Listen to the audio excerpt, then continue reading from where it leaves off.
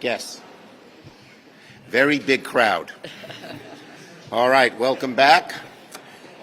Thank you, everybody. Yes, we applaud. We applaud. Well, I like my own jokes, if you haven't noticed. I want to thank Senators Heinrich and Klobuchar and Stabenow for joining us today. Now, we spoke about an array of topics we intend to make progress on during the work period, and one important issue we're focusing on this afternoon is AI. As you may know, this afternoon the Senate will hold the first ever classified all-Senate briefing on the national security implications of AI. It'll be our second of the 3 all-Senate briefings on this issue. The last briefing had close to 70 senators, and I'm hopeful this one will be just as successful. There's a lot of interest on both sides of the aisle with AI. We'll be briefed by the Director of National Intelligence, Avril Haines, Deputy Secretary of Defense, Kathleen Hicks, and other top experts in AI from our defense and intelligence agencies. Today's classified briefing is crucial. Because of all the issues AI will impact, national security may well be the most consequential.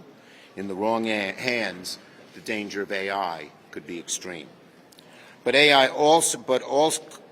could also become one of the greatest tools we have for keeping America safe, for predicting and intercepting attacks on the homeland, for adding unprecedented sophistication to our cybersecurity, and for protecting our elections.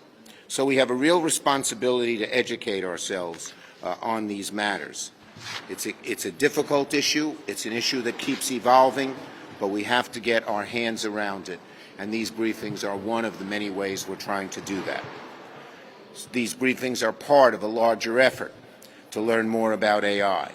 So last month, as many of you saw, I laid out my safe innovation framework for AI. A way for Congress to balance the urgent need to promote American innovation in AI while making sure it's done in a safe and responsible way. Last month, I also announced I'll invite the top AI experts to come to Congress and convene a series of first-ever AI Insight Forums this fall for a new and unique approach to developing legislation. There's a lot we don't know about AI. We need outside help if we're going to ensure congressional action is effective, responsible, and promotes innovation in a safe way. The Insight Forums will be bring the best of the best to Congress. Our job as legislators will be to listen and learn as much as we can so we can translate these ideas into legislative action. And we're getting a very positive response from those we're asking to participate in the forums, from the best people, from the top people in the field, and in areas like intellectual property, fair facial recognition, and other areas where we need guardrails. So we're going to have people come and talk about how we can stay first in innovation, and we're going to have people come about and talk about what guardrails are needed, and the two are going to be together. And we're going to try to meld some really good answers that thread that needle between promoting innovation but having safe guardrails. Okay, today's briefing represents an important step in our efforts on this issue, and I want to thank my colleagues. I want to particularly thank Senators Heinrich, Rounds, and Young, who have been part of our little group that's steering this and requested the hearings and working together in a bipartisan way on AI. Though important, of course, AI isn't all we're focused on in this period. We hope to make progress and get the NDAA bill done, hopefully by the end of this work period, and we're also making progress on prescription drugs, insulin, and online safety. Senator Stabenow. And other issues as well. Those are just a few. Thank you so much. Well, the reality is that artificial intelligence is already making its way into every sector of our economy with big benefits and some big risks. And that's why what Senator Schumer is talking about, his leadership on this issue, is so important for our country, and it's really important that it be bipartisan. So I think this is a very important time on a very important subject. When we look at agriculture, crop and soil monitoring systems use AI, as well as harvesting systems, which is very positive. When we look at the medical potential for advancements in diagnosis and treatments of diseases is really enormous. When we look at autonomous vehicles, which we know a lot about in Michigan, it's a very big deal in terms of safety, in terms of technology. Our military is very interested in ways to use this technology, which is also safety for our folks in the field.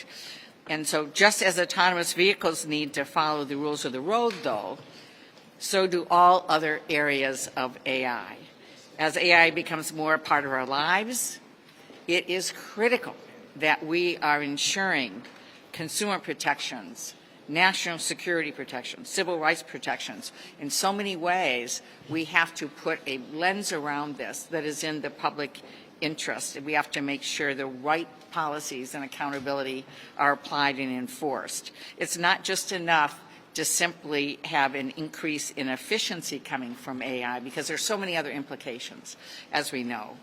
It's got to benefit the public, it's got to grow our middle class, it's got to create opportunities to increase our safety. And we need to be vigilant on how we are looking at how AI is being used by our adversaries, whether it's through disinformation efforts, which we know exist, or military tactics. The U.S. must remain the global leader on this technology, and we have every intention of doing that. That's why this bipartisan classified briefing is so important, and why continued bipartisanship in AI policy is absolutely essential. I strongly support Leader Schumer's AI policy framework and look forward to working with colleagues as we address AI's potential and its risk. Senator Klobuchar. All right. Thank you. Thank you, everyone. Welcome back. I was looking at the senators up here and thinking that every single one of us have pulled off bills that people didn't think could be bipartisan. Senator Schumer with the semiconductor work, with Senator Young, the work that Senator Stabenow has done on the Farm Bill over and over again, the work that Senator Heinrich has done on conservation, passing a major bill.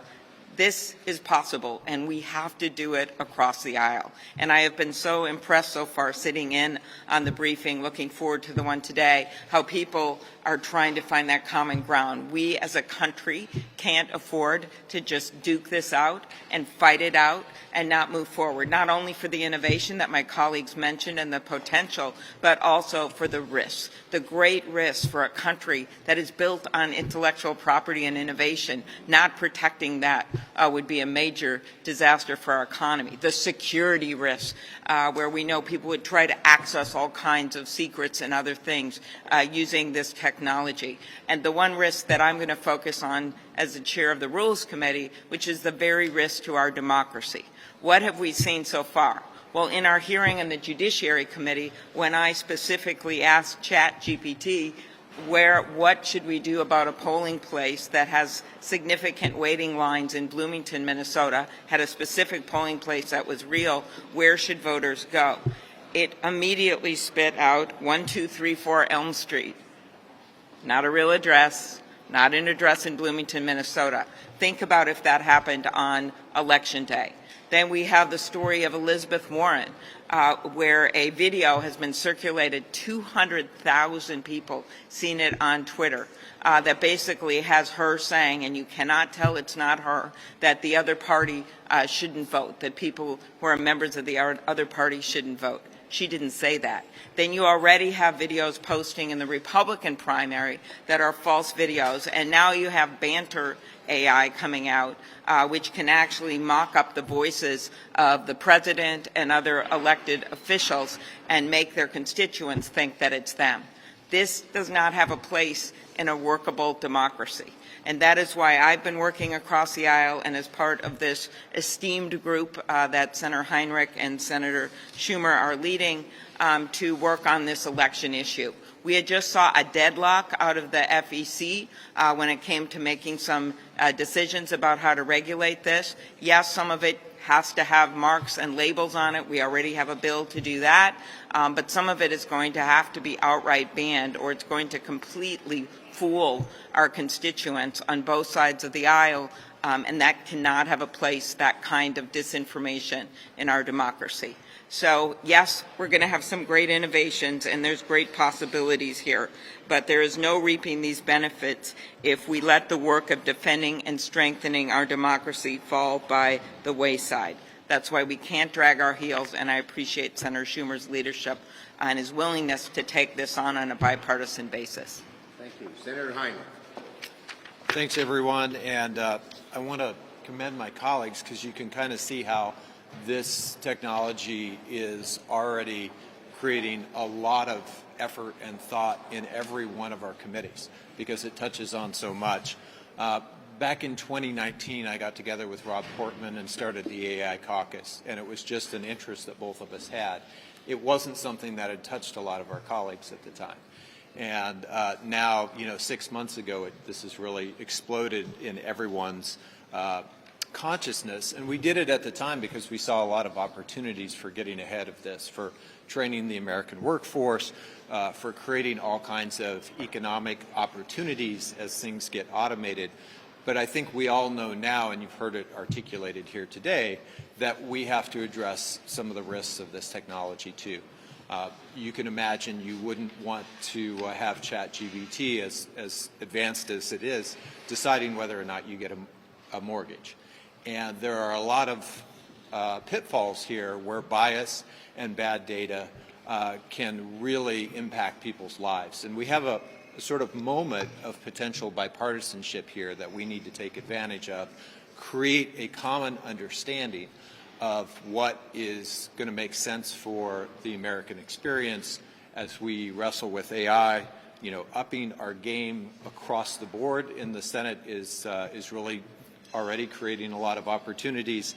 I don't think we can overstate how important these different forums and member briefings are to make sure that everybody's sort of coming at this with a plethora of information. I think you're seeing an emerging agreement that we have to maintain our leadership in this. This is a place where America is ahead of the rest of the world, and there would be huge consequences if we don't maintain that.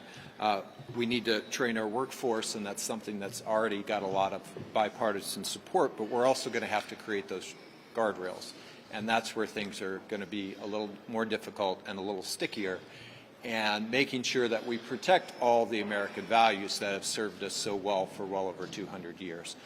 But I am very excited about all of these events because you can just see how people are thinking around this issue coalescing, and it's not coalescing on a partisan basis yet. And so before it becomes potentially partisan, I really think we owe it to the country to think through this AI lens on all the things that are important to us and figure out what guardrails do we want in place. Thank you, Martin. As you can see, AI is really important to our caucus, and we have a caucus-wide effort. So many senators are having input. But it's also important to the Republican caucus, and we're keeping this as a bipartisan as we can, because it's so important for the future of our country. Yes? Senator Schumer, do you believe that Julie Su should continue serving as acting labor secretary if she doesn't have enough votes to be confirmed? Well, look, I think she'll be a very good labor secretary, and we're working hard to get her approved. Yes? Are you going to bring Steve Brown's nomination to the floor for confirmation? Look, the bottom line is very simple. Now, as of today, both Senators McConnell and Thune, the Republican leaders, they opposed what Senator Tuberville is doing, risking our military security, and it's up to them. They have to put the pressure on him to back off. Yes?